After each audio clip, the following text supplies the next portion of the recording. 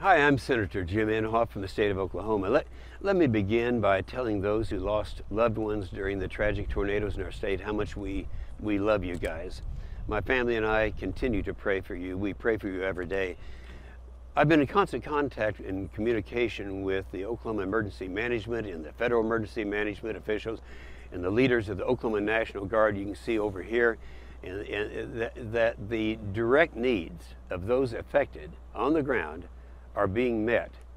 Oklahoma has been hit hard, but we're not knocked out. 14 years ago, on May the 3rd, 1999, an eerily similar tornado struck the same area of Moore, Oklahoma, and again in 2003. The images and the stories from the storm earlier this week are nothing new. Oklahoma will persevere and overcome this tragedy as we have demonstrated in the past. After the Oklahoma City bombing, we all remember that, in 1995, people saw the many ways Oklahomans took care of each other, from running toward the bombing instead of running away, to donating their blood and their time and their money. This daily display of neighbors helping neighbors became known as the Oklahoma Standard. After each disaster the people of Oklahoma face, the standard is exhibited again and again. In the aftermath of the Moore tornado, we are witnesses once again to the Oklahoma Standard. The accounts of 2 elementary schools that were wiped out by the winds of 200 miles an hour have struck a chord, I think, with all Americans, with everyone watching us now, all Americans across the country.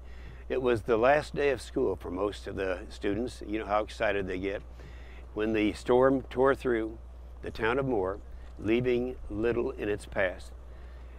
We're beginning to hear about the selfless acts Oklahomans demonstrated to ensure the safety and protection of their fellow neighbors and their friends and their students.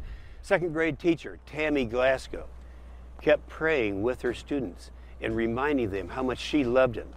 As she and their students took cover in the school closet, we had Susanna Haley. She was a first grade special education teacher in Briarwood Elementary School, suffered a severe injury when part of a school desk was impaled in the back of her leg while protecting the students in her classroom. The most heart-wrenching testimony I've heard is from the person who was responsible for matching the missing kids with the missing parents.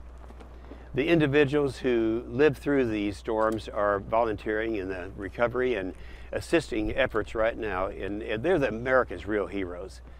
I have seen people from all corners of the state continuing to flock to the devastating areas to give their time, their money, and their energy to help meet the dire needs of those injured or displaced. The Oklahoma Standard has survived an act of terror in 1995 and devastating natural disasters in the past. This most recent storm will only embolden the standard and encourage the rest of the country to follow our lead. But our victims desperately need your help right now. They need your money.